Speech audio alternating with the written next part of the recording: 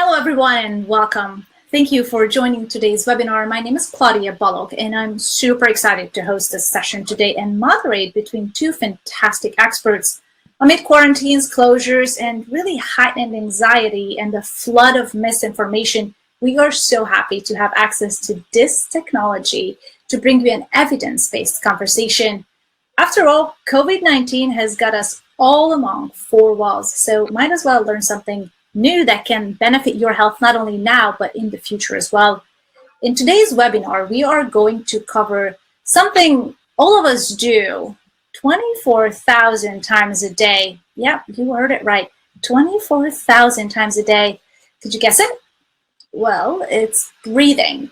And more importantly, why and how there's a really strong connection between your immunity and the way you breathe.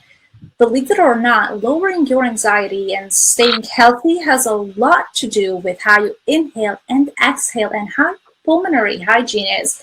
And if you're wondering what pulmonary hygiene even means, don't worry, it'll make perfect sense in just a little bit. So it is my pleasure to introduce today's experts, Dr. Nina Bausek and Kevin Longoria. Dr. Bausek has worked in the areas of fertility, immunology, and oncology as a researcher, and she's also developed her scientific and leadership skills doing research and teaching at the University of Oxford and the University of Sheffield in the UK. There they are. She's joining us from Vienna, Austria. Dr. Bausek is the chief scientist for PM Medical, a company that for more than 30 years have helped over 1 million people improve their lives by providing a way to train and strengthen the way they breathe and their breathing muscles. Kevin is a clinical exercise physiologist. His expertise lies in the field of health and performance restoration and optimization, which has led him to work with populations ranging from clients with severely compromised health to elite athletes. Additionally, Kevin's passion for research and education has led to a role as an international public educator for health and wellness professionals. He is the Chief Science Officer at BioStrap.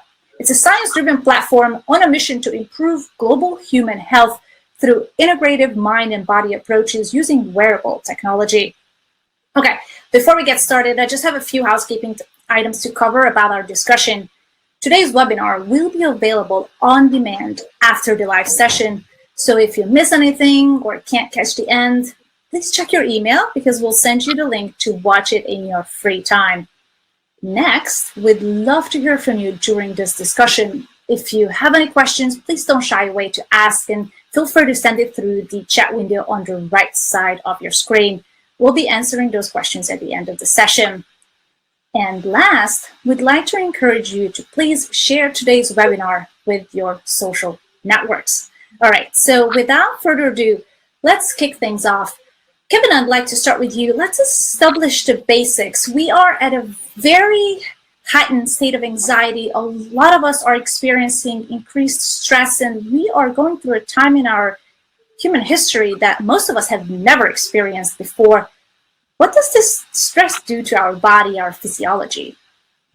Yeah, certainly. Thank you, first off, for having me here today. Very excited for this. From a basic standpoint, stress can have an impact on nearly every aspect of both physical and mental health. It's considered a leading cause of things like heart disease, obesity, diabetes, mood disorders, and even things like neurodegeneration. This is largely by function of what's called the autonomic nervous system. The autonomic nervous system regulates involuntary processes in the body that do not require conscious thought or control. For example, your heart rate and respiratory rate are the very obvious ones. You do not have to actively think about breathing or your heart beating at rest or to increase when you start exercising. But from a more complex perspective, the autonomic nervous system plays a very critical role in mediating processes between things like our inflammatory responses, stress hormones, and our immune system function. One thing that I really like to talk about is the importance of understanding that the feedback loop is actually a two-way street. Your stress may have an influence on your autonomic nervous system and your immune system. There's also proactive steps that you can take to improve your autonomic function and therefore lead to improvements in your stress management, immune function, sleep, cognitive function, and beyond. Wow, that's amazing. So it's automatic, but there are ways for us to enhance that automatic functioning. Exactly. Okay, so Let's jump into, I touched on earlier how breathing and stress can affect our immunity, our immune system, and how healthy our body is. How does stress really impact our immune system? Dive us in a little bit more into the way stress affects us. It's not only a feeling we get, an anxiety feeling we get, it's actually affecting us on a physiological level. Sure, yeah, you're absolutely right. Stress is a total killer for the immune system. It reduces your immune response. And this is again caused by the stress hormones, the cortisol, corticosteroids. They reduce, for example, the number of certain blood cells like leukocytes, lymphocytes. These are really important immune cells that are in your blood. And this affects the systemic immune system, so your whole body immune system, as well as the local immune systems. You have local immune systems in various areas, for example, in your saliva, but also in your airways.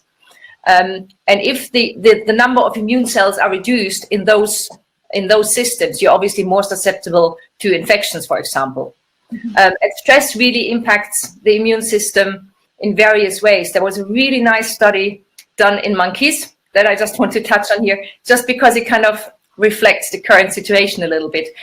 When we think about stress, we often think about stress at work or, something where we are literally chased around. But this study actually worked with psychosocial stress. And what they did is they put the monkeys in confinement. Now, I don't know where you are. I'm in Austria at the moment, and we are in lockdown. So confinement is a very real situation. So they put those monkeys in confinement, put them under psychosocial stress. And this, they showed what this did to the body. And what it did, it reduced the levels of immune signaling cells. So those cells that were doing the immune response, they were downregulated. And this was really at a genetic level. So just the stress that the environment put on those animals that triggered changes in their gene expression to downregulate the immune response and the inflammatory functions that you need. Actually, when you have a viral infection, for example, you want inflammation there just because you need the immune cells to rush in and actually sort it out. If everything's downregulated and the only thing that's upregulated are the stress genes, then it's not going to work. And the long-term effects of those actually went the same direction as they do in humans. So they were more likely to develop cardiovascular disease, high blood pressure, but also they were a lot more susceptible to infections. So it really, the stress that you experience that downregulates your immune system makes it less functional, and that makes you a lot more susceptible to viral and bacterial pathogens that are floating around. Wow, and that affects our mind greatly as well. I mean, I've heard that there are two very basic ways to have somebody go crazy and have a psychotic event. One is to deprive them of sleep, and two, to completely isolate them from other humans. And one of them is definitely happening right now with a lot of people living on their own, completely isolated. It's hard on our immunity. It's hard on our mental health. So, Kevin, touch a few bases on how can we improve this resilience and immunity? Like, what are some of the things that we can dial in and should dial in? Stress is an inevitable kind of component of what we're going through right now, but I think the stress resilience really needs to be addressed. What can you do when you are social distancing or quarantined, right? I think a lot of people are utilizing this time to catch up on Netflix and eating junk food, actually negatively impacting their nervous system, increasing their stress, and ultimately making themselves more susceptible. Right? In general, there's a lot of media outlets out there right now, even reporting some conflicting information. Fear causes stress. Stress impacts the immune system. So really what we should be focusing on here is we have this additional time to maybe make this lifestyle intervention that we kept putting off, right? It was a great time to start a new nutritional program or, just start exercising, things that you did not have time for before. All of a sudden you do. So to me, a big component of stress resilience is what you're doing with this time. You can use this time to negatively impact your immune system and make yourself more susceptible, or you can focus on a proactive approach and really focus not on just preventing it this time, but ongoing health and wellness benefits as well. And especially if you look at the stores, the shelves that are used to be filled with junk food, now they're empty. So it's really easy to reach for those processed foods and those elements that aren't necessarily helping you, but are going to create additional issues in your life if you're stuck at home. But it's not only affecting our body as far as weight or inflammation, but our lungs are getting some sort of a stress as well. So how does this local immunity of the lungs occur, Nina? Well, the local immunity of the lungs is something that kind of many people are focusing at the moment, because for many pathogens, the lungs and the airways are actually the entrance into the body. So especially airborne particles or anything that you have to inhale for them to be effective, the airway is the first barrier that they encounter. So, and if they get into the airways, what they come up to is the pulmonary endothelium. So that's kind of the innermost layer of the airways. And this is a very important part of your immune system, really. The pulmonary endothelium is lined with mucus, and mucus always has a little bit of a negative aspect to it, I think, and that it shouldn't have, because this mucus is really, really important. It lines the airways, but it gives this kind of slightly liquid or viscous layer where all the immune cells are in. You have your leukocytes in there, your lymphocytes, your B cells, your T cells, everything that you need, your immune system and your antibodies, they're all floating around in your airways, and they're really trying to keep the pathogens that enter at bay, whether they're viruses or bacteria. So you really want the mucus that you have in there. However, in many states of disease, like COPD, like asthma, if you have allergies, but also more severe diseases like cystic fibrosis, or if you've just had a cold, for example, then what you have is you have excess mucus, and you don't just have the thin layer that you need, but you have got loads and loads of layers of mucus in there. And that's a bad thing then, because this is really where the pathogens it's like a breeding ground for pathogens. They can just replicate there, and your immune system will be unable to fight it. So this is where the pulmonary hygiene becomes really, really important. And what pulmonary hygiene really is just an effective way to get rid of the excess mucus, to just keep your airways the way they should be to effectively fight infections. And the different aspects of pulmonary hygiene, because what of course has to happen to get rid of the mucus is sometimes the mucus has to get loosened a little bit. So you can do this, for example, by inhalations. If you're by the sea, it's a bit easier. You can just go for a walk on the beach. You could also use oscillation. You can't really do that in Austria, can you? In Vienna, not much beach there. We drink lots of hot tea. That also helps. That you've got the inhalation from the hot tea, so that works fine. You can also do it pharmacologically. Acetylcysteine, for example, is one of the oldest drugs that just kind of breaks up the mucins. These are the collagens in the mucus that make it so viscous, and they just break this up so it becomes loose. But once the mucus it loosens, the important thing is that you have an effective cough to really get rid of it. And this is where respiratory muscle training gets really important again, because you need strong respiratory muscles to get rid of the mucus. So the mucus layer in your epithelium is very important, but it has to be the right thickness, really. Wow. That's this. And oftentimes when a lot of people, if you get sick, often when we can't breathe through our nose, a lot of people can't help but to mouth breathe. And that's also a way to, you get dry mouth, but breathing through your nose can really help not shut out, but sort of protect your body from additional bacteria and additional infections, because we have those layers of antibodies in our nasal passages, correct? Yeah, that's true. And also it kind of filters the air, so everything that comes in gets filtered before it actually enters the airways. So in a way, the nasal passage is actually part of the upper airway already. Okay.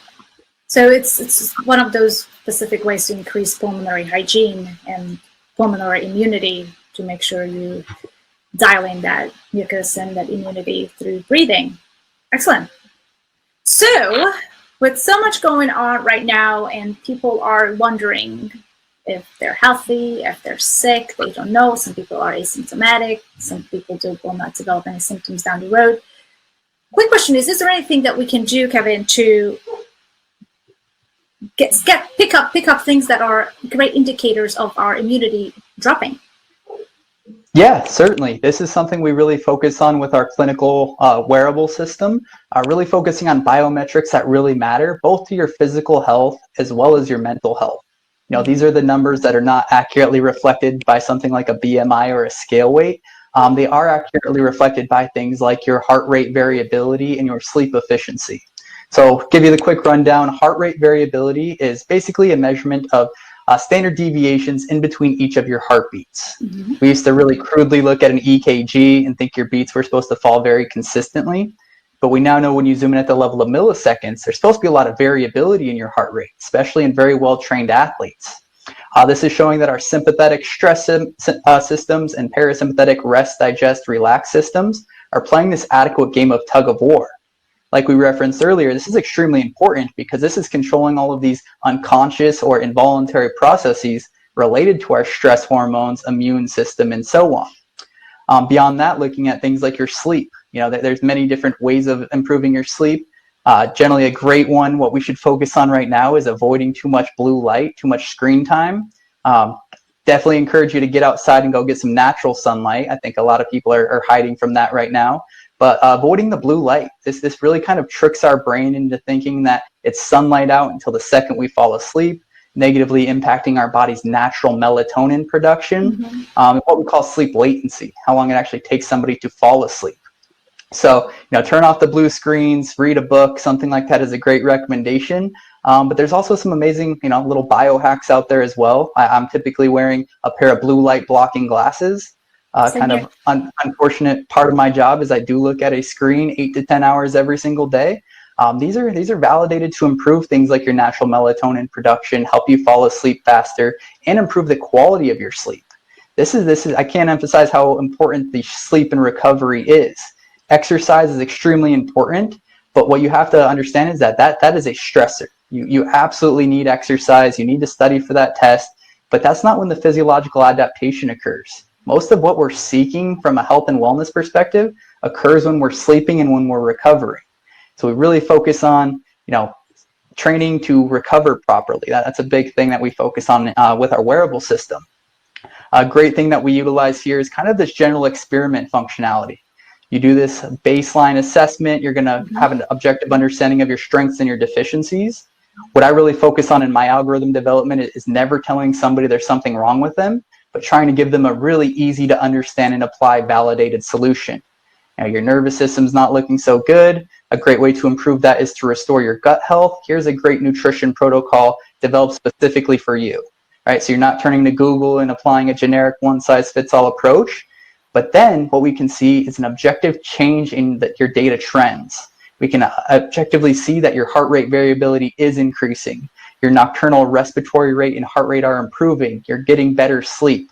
Once again, these are the metrics that really matter. Not so much the big muscles and the thin waistline. It's physical and mental health, and that's what we're accurately reflecting with our measurements. So, and just to clarify for those listeners who may not be familiar with heart rate variability, as opposed to knowing that heart rate, if it's elevated throughout the night, it's not exactly the great thing. But with HRV, the higher it is, the better. So increase with HRV is good, and decrease with heart rate is good. So it's just that opposite spectrum, correct? From a general standpoint, I definitely agree with you. It's not necessarily exponentially the better, the higher it is. But generally what we can see is if your nocturnal heart rate variability is increasing, this will have an impact on all of these things that we've already talked about. So it's a great way of gauging your general health, as well as kind of understanding how some negative influences may be affecting your nervous system. For example, you had a fun night last night, you disrupted your circadian rhythm by staying up late, maybe had a few drinks. Now you can objectively see the next morning that your nervous system is diminished. And then, unfortunately, what you'll see is it takes generally about 3 to 4 days to return back to baseline. So it's not necessarily, about punishing people for their bad behaviors, more so about reinforcing for good behaviors, but it also kind of naturally gives you that insight into things that aren't favorable for you as well. Yes, especially as we age, those recoveries tend to lengthen the more strain we put on our bodies, that's for sure.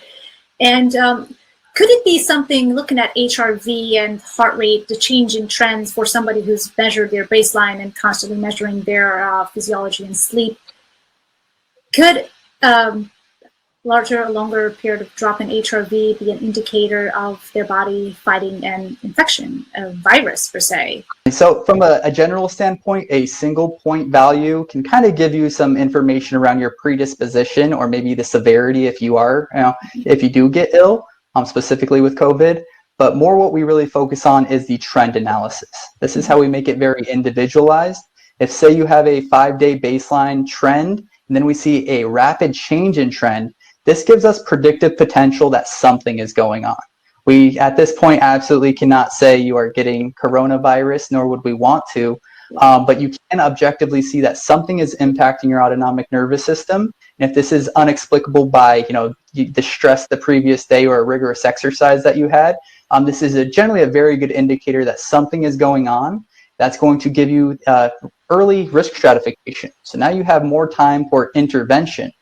A thing that we're learning right now is you can be contagious before the symptoms onset. So being able to pinpoint this very early, maybe self-quarantine yourself because you are experiencing, changes in your trends. It's a great early risk stratification tool. But once again, we're not just telling you what's wrong with you. We're trying to give you solutions to improve that number as well. Right. Also, you can kind of generally see a return to baseline is indicating that you are improving. So I was showing this negative trend. I started this recommended intervention. It is working for me, or I adjust it until I find something that is. So this data-driven approach is really changing the game in how we monitor health and understand interventions and physiology. It's excellent. How do we relieve stress? What are some of the best ways? I'd love to have both of your take on that. To relieve stress, one of the most powerful things you can do is just kind of draw the attention back to your breath. And this is because stress impacts your breath so much, because in a stress situation, the first thing that happens is your respiratory rate goes up and your heart rate goes up. And this is because the body is actually preparing for the fight and flight response. So you start to get more oxygen into your body because your body expects then a lot of muscle activity, and muscles need oxygen. And it also, you have a very forceful exhalation to get all the carbon dioxide that will be produced out again. So this is what happens. And then, so one of the quickest way to control a stressful situation is by reducing your respiratory rate and just regaining the control of your breath. And the wonderful way that it works is that the respiratory muscles, the main respiratory muscle is the diaphragm that just sits underneath your rib cage and kind of separates your thoracic cavity from your abdominal cavity. That is it's a massive muscle that's involved in breathing, but it's also involved in posture. And that is an involuntary muscle, but it's also a voluntary muscle. So that means, of course, if you fall asleep, you still continue breathing, which is a good thing, but you can also control it. You can make it work harder, or you can make it work less. So just by kind of activating your respiratory muscles and making them work the way you want them to work, you can regain control of that and you can reduce your stress. And what has been shown, the evidence here shows that if you draw your attention to your breathing, and you just have to be mindful of your breathing for this, you don't have to do anything special, you just have to really think about what you do as you're breathing. That already reduces the activation of a part of your brain called the amygdala. And this is really where the fear response, the reflex response of fear and anxiety comes from, your emotion. And that activation is reduced by just being mindful of your breathing. And you increase the activation of the prefrontal cortex. That's another brain region, and that's really responsible for more rational actions, when you're thinking about your consequences and you're thinking about doing something before you're just doing it by reflex. So that means by getting this balance, shifting this balance, you're actually controlling your emotions. You're not just reacting, but you're actually thinking about before you're reacting. So if you want to go a step further, instead of just being mindful of your breathing, there are several breathing interventions that are really helpful, and they have been proven effective to quickly regain control of your breathing. It's all evidence-based, and they can be done with or without a breathing prop. So one of the very simple ones is, for example, the triangle or relaxing breathing. This is something you would probably also do at rest.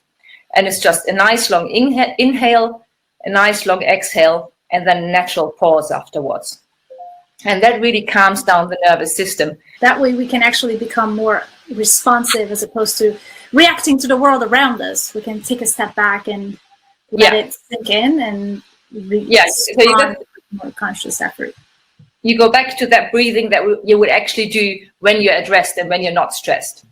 Another method that actually comes from the military is called box breathing. And this is takes a little bit more effort to do that, because what you do is you breathe in for 3 to 4 seconds, then you hold for 3 to 4 seconds, you breathe out for 3 to 4 seconds, and you hold again for 3 to 4 seconds. So it's like a square.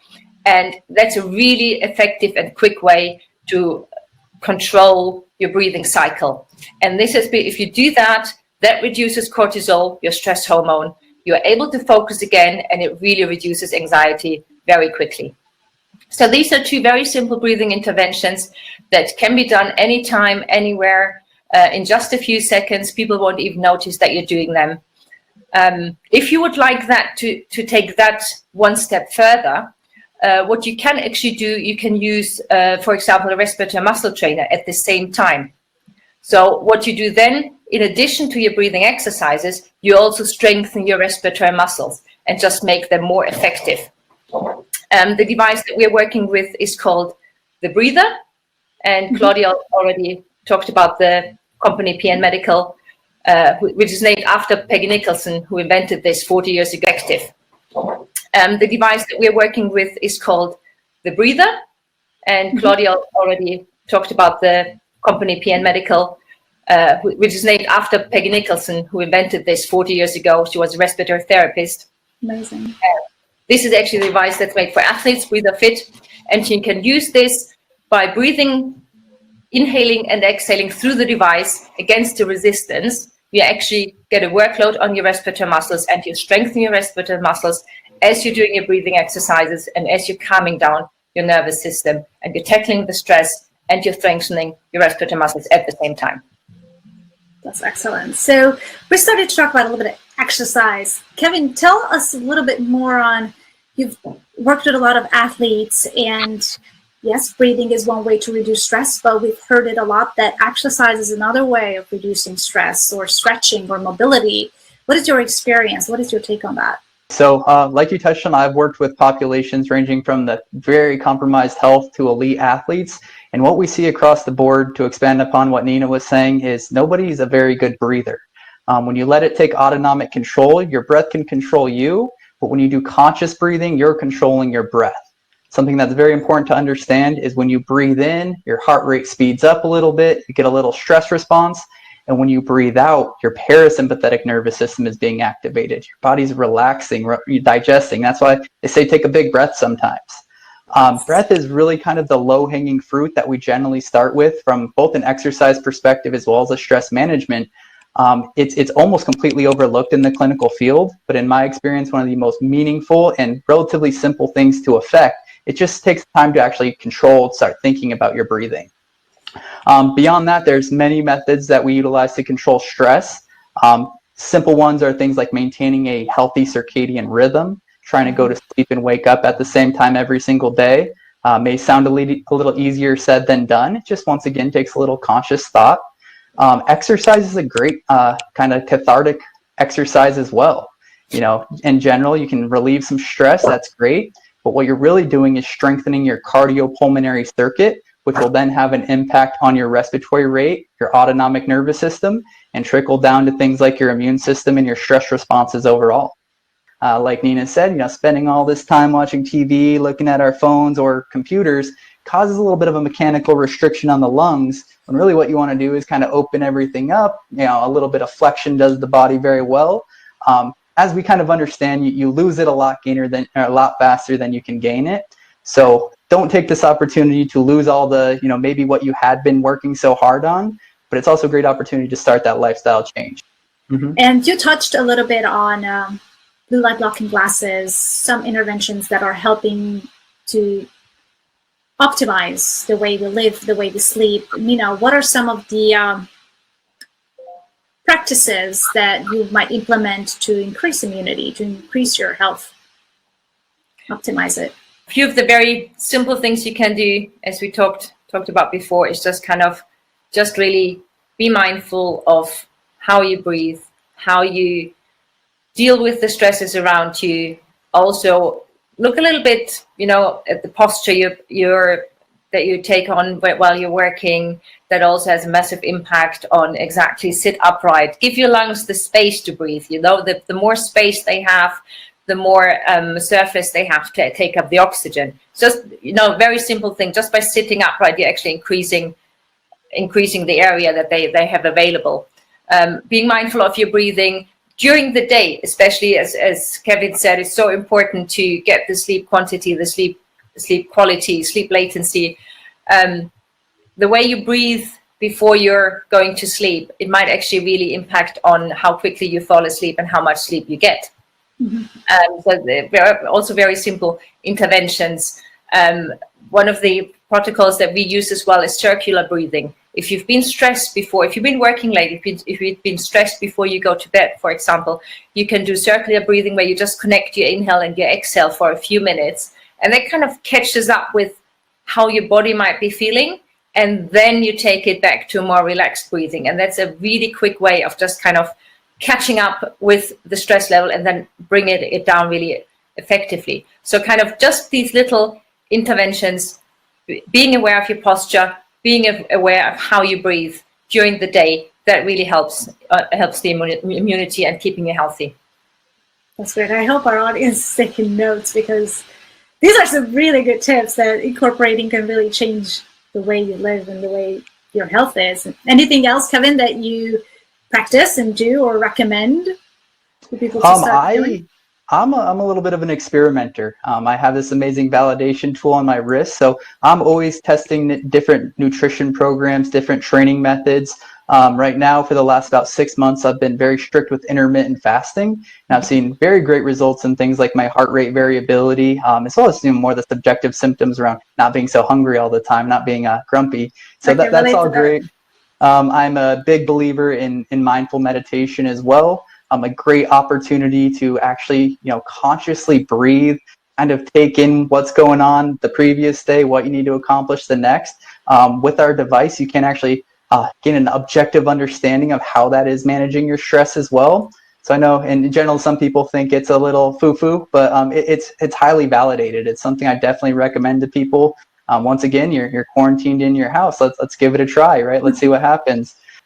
I'm so excited. This is such great information. I'm actually doing a lot of what you guys have talked about, so I'm really glad that I'm like, oh, I do this, I do that, I do this. That's good. And it's working. I can tell you guys it's definitely working, because heart rate variability changes and just not being hungry, and which is a really good thing, because you don't want to go to the grocery store so often and just deal with all the chaos that is out there right now. Okay, thank you so much, Nina and Kevin. It's just been a pleasure listening to your guidance and knowledge and expertise. It's been really helpful, and I'd like to turn the tables over to our listeners, and let's answer a few questions. So we had quite a few of you drop in and, dive into the conversation. And by the way, Tim, I loved what you said about we're not social distancing, we're physical distancing, and we're staying socially connected. I want to navigate the first question to Nina that one of our listeners and audience asked. Catherine was wondering about what method they were collecting the information from the monkey study. Yeah, thanks, Catherine, for asking that. That was a funky paper that actually came out very recently, came out this year in 2020. And they took monkeys from the wild and put them into cages in isolation. And they did collect the biomarker data from blood samples that were taken, as well as from the hair. But I think the monkeys were released again into the wild afterwards. So they had 28 days under psychosocial stress. That's kind of where we are now. I'm in week 4 now. But they were released into the wild again. Good. That's good news. That's always good news. So, and just one more thing to Nina. Someone was wondering about the effectiveness of nebulizers. Like, do they work? Do they help? Yeah, I think that was Tim's question. Hi, Tim. Yes. For the coronavirus, I have not seen direct evidence for that, whether it helps. I have seen evidence for those with pneumonia. So there might well be worth a shot to just kind of inhale and just kind of locally try to really hit on virus and on the viral load, as well as on potential secondary bacterial infections. So it might be worth a try. I haven't seen that this has been tested in the current situation, but it could be useful. Okay, that's a good point. I actually use a nebulizer, but it's just for essential oils, but it still kind of feels nice. A little bit more. Yeah, with the nebulizer, there's actually quite a lot of evidence the other way around, that you really, really, especially in times like this, have to make sure your nebulizers are clean and they're not contaminated, because they can be a source of contamination. So when you're inhaling, make sure you're inhaling clean stuff. Oh, that's a good point. Okay, so let's jump over to Kevin. Kevin, you touched a lot on wearables and measuring HRV with wearables, and we had a question come through whether wearables can really tell you if you're getting sick or help to avoid getting sick. Like how is even BioStrap validating HRV? Yeah, certainly. I saw a question come in about the accuracy, something very important to address. Number one, we're very responsible with only releasing functionality that has been clinically validated. We use what's called photoplethysmography, and our device has been validated against the clinical standard ECG. So number one, you really have to have clinical reliability if you're utilizing data to adjust your behaviors or tell you that you're getting sick or anything, right? This, I believe, is a major shortcoming of some of the other wearable systems. Not all of them. It's not about putting them down, but we do really focus on data integrity. Next, it would really be great to be able to say, look at this specific biometric trend, do this, and you won't get sick. But the research just simply is not there yet. We're doing a lot of internal studies surrounding COVID right now, as well as other companies. We do believe it will get there, but it would really be a disservice to tell you, your respiratory rate increased 2 breaths per minute. You should be very worried about that. There are other changes, in lifestyle, previous stress the day before that could account for this as well. Establish your own individualized baseline, assess for changes in your trend. And this is non-specific. It's not telling you anything specifically, not that you have coronavirus, but that there is something going on that should spark your attention, and then you should do some sort of intervention. There is some amazing research that was published by Stanford University and Lancet Digital Health that has shown very promising research that wearable biosensors have really strong potential to measure illness, improve real-time and geographically refined influenza surveillance, and would be really vital to enact timely outbreak measure responses. Being at the forefront, early identification, intervention, and source control is really what we need to be focusing on right now. Okay, that's a very nice and thorough answer. I love that. Covered a lot of different things. And I remember, Nina, you talked about the how to regulate your breath during bedtime. We had Ingrid ask a question about, anxiety can increase heart rate. How do you dial down and regulate your breath at bedtime to, be able to fall asleep and sleep better? That was a good question, Ingrid. We touched on a little bit about this before. So it's really important that before sleep, sleep hygiene is very, very important. Kevin mentioned the blue filter glasses, for example. If you're on the computer screen at night, that really sets your body onto the mind that it is actually still daytime. So if by filtering out the blue light, for example, you get the melatonin going and you calm your body down. Another thing that may work just to go with the circadian rhythm is, for example, dim down the lights when you're it's so we don't have the lights on until midnight. I just try to slowly dim them down before you're going to bedtime. And breathing, there are several different breathing techniques that you can use. For example, you can use the breather also on a low setting for a very calm and almost meditative breathing, where you breathe in and out through it quite slowly, because you have something in your hand and you're concentrating on your breathing. That will automatically slow down your heart rate. Another method that you can use that has been advised by breathing trainers, we're working together with breathing trainers, is circular breathing, where kind of your breath catches up with your stress level and your heart rate. And then, so you first start with a deep breathing that goes in and out without break. So you inhale, exhale without the break. And once you've caught up with your stress level, then you kind of take your breathing to then slow down your heart rate. So there are various different breathing techniques, and you can look on our website for further information there as well. Okay, that's good. And let's jump over to Kevin. We had Tiffany wonder, is there a way to use the BioStrap with patients in a way that clinicians can know if patients are doing some home exercise programs as prescribed, or can we monitor patients remotely? Yeah, that is actually the goal of our BioStrap system. Not so much just informing end users, but also equipping professionals, whether it be your healthcare professional or your fitness professional. We really don't believe that they're limited by their skills or their expertise, but really their access to reliable, cost-effective resources like the BioStrap. With that, we've set up an amazing organization dashboard where they can view every single one of their clients in a single dashboard. In general, what we care about in a clinical setting, not so much that things are normal, we really care when they're abnormal. So we've created really easy to understand alerting systems and gamification around scores. So they're alerted, they get early intervention, and the goal would be that they're contacting you before you contact them to come into the office. Okay. And it's good because at least clinicians do get an objective understanding of those they monitor instead of just listening to how people feel, because sometimes the subjective ways of... Yeah. I should also expand that there is an ability, even if your physician doesn't have a dashboard, there's a quick share button where you can send that to, say, a family member or your physician. And because we do have the clinical validation, and I saw a question, it is published on our website, we can actually, physicians will rely on this. Why are they not using some of the competitors to remotely monitor their patients? Is because, frankly, the data integrity is limited. It's not enough for decision making. Okay.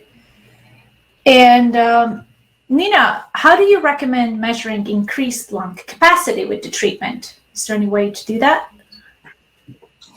To measure increased lung capacity, you would have to do a pulmonary function test, or if you have one at home, you could use an incentive spirometer, which kind of measures your lung volume, and you get an idea of the capacity. To get an idea of whether you're actually improving by using the breather, that goes quite natural with the settings, because you've got the inhale and the exhale settings that go from 1 to 4 and 1 to 6 on the inhale and 1 to 5 on the exhale. And as you increase through the settings, you know that your respiratory muscle strength is increasing, because you can work against higher resistance. It's like your muscles adapt to lifting heavier weights the same way your lungs adapt to increasing that level. Exactly. Okay. There have been a few questions on whether I can demonstrate how to use the breather. Is that okay if I Please quickly do that? Yes, it would be great to see. So it's a very simple device. You have two dials, the inhale dial and the exhale dial. And for the test now, I'm going to set both dials to 1. The camera's in the wrong way. Sorry, excuse me. So you've got the exhale setting to 1. You've got the inhale setting to 1. And that's a good point to start. So the right technique is diaphragmatic breathing. So you want to sit upright. You want to have your shoulders relaxed, your neck relaxed. And you really want to work with your diaphragm. That's the main breathing muscle. And that sits right under your rib cage, where it separates the thoracic cavity from the abdominal cavity, and that's the muscle you want to get to work. So you take the breather between your lips, not between your teeth, and you inhale forcefully for 2 to 3 seconds. You exhale forcefully for 2 to 3 seconds. You hold for a second in between, and then you repeat this 2 to 3 sets of 10, mornings and evenings. You start on a setting where 10 breaths through the device feel somewhat hard, but you can finish them. You don't want to totally fatigue your diaphragm. You don't want to tire yourself out, but you want to work it. So I'm going to show you 3 breaths through the device. Very important, you have to, it's a flow-dependent device, so you have to blow through it forcefully, and you have to listen to the wind sound. Otherwise, you're not working the diaphragm. So sitting upright, diaphragmatic breathing, breathe out between the lips.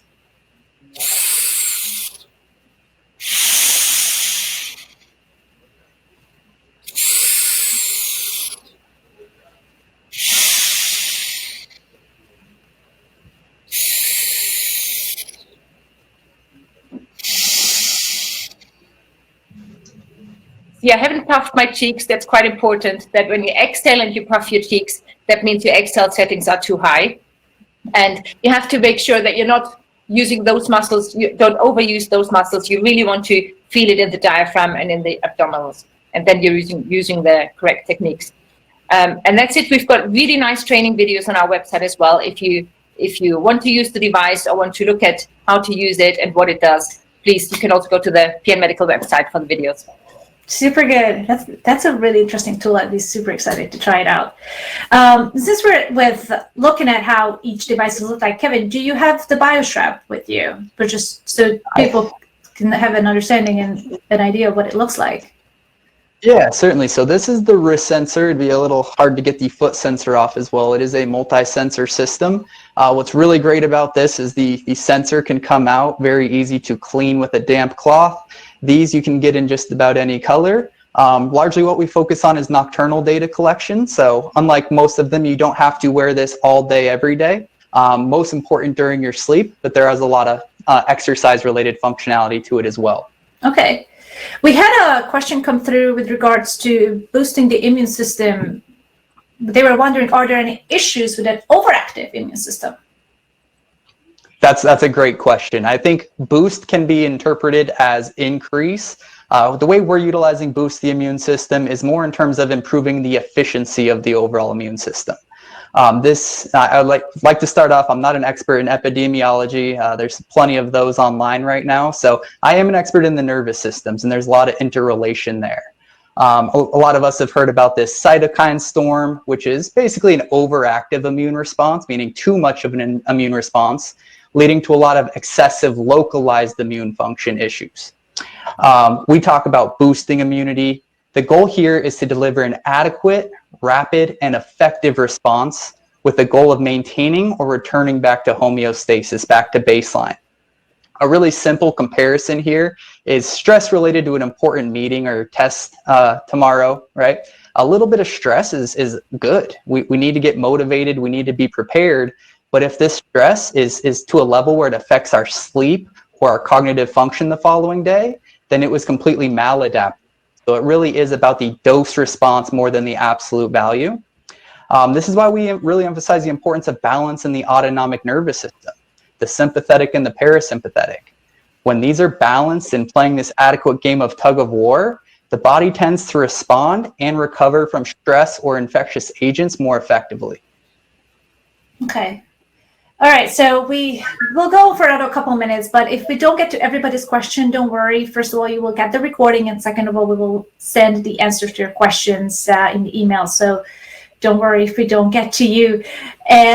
Let's do one more, Nina and Kevin.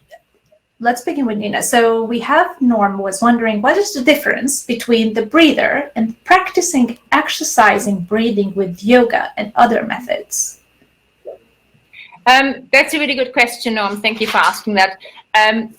The difference is that yoga and other breathing exercises, they teach you a breathing pattern, like diaphragmatic breathing, like the Ushuaia breath, where you do the humming in your throat. So that is really good. That's a really good idea to do that, because you learn conscious breathing and you learn the techniques that. But what the breather does is it strengthens the respiratory muscles. So actually they're a really good combination together. So the yoga breathing will give you the technique, and the breather will give you the strong respiratory muscles to use these techniques most effectively. And with the breather, things like oxygenation of the body, increasing VO2 max has been shown as well, improving your inspiratory capacity. These clinical parameters, they are enhanced by using a respiratory muscle trainer, because you are putting a workload on the muscle. You are working against the resistance. And this is what you're not doing when you're doing yoga or other breathing exercises. While you're training a breathing pattern, you're not actually putting a workload on the muscles. Okay. There was another breathing question. Can I answer this while I'm there? Because that was a really good one, especially in COVID times, where I think that was Joe who asked whether it's counterproductive to do the deep breathing, because people are used to breathe deeply, and now with the respiratory virus going around, should you kind of switch to shallow breathing? Absolutely no. That's a really bad idea. It's very intuitive to, if somebody comes with you with a face mask, to just kind of turn away and breathe very shallowly. That's not a good idea, because this is up here in the very upper respiratory airways. This is kind of where the virus really hits, and you don't have a very good mucus layer. You don't have a very good local immune system here. So breathe deeply, because that means that the alveoli and all the bronchi in your lungs are really expanding. You really get the air in, you get the air flow in, and that gets the mucus layer, keeps it fluid and keeps it flowing. And this is what you want. And you also want the airflow in and the airflow out and the cough out. So anything that comes in and that is being dealt with the local immune system can then come out again. Okay, that's great. All right, last one, and we're going to do, let's wrap this up. So Kevin, we had a question come through wondering if the wrist-based HRV technology caught up to the heart rate chest rep accuracy. I think this is all about how accurate BioStrap may be. Yeah, that's a great question. We have done clinical validation on our wrist sensor. It was within 1 beat per minute for resting heart rate, and within about 7 to 11 milliseconds for heart rate variability. A gap that we are working actively to close, make that a little bit more accurate, but it's very reliable in the sense of looking at change, right? So if you're comparing you versus yourself, it will very accurately show change due to various lifestyle habits. 7 to 11 milliseconds is still very good, but something, like I said, we do wish to improve upon.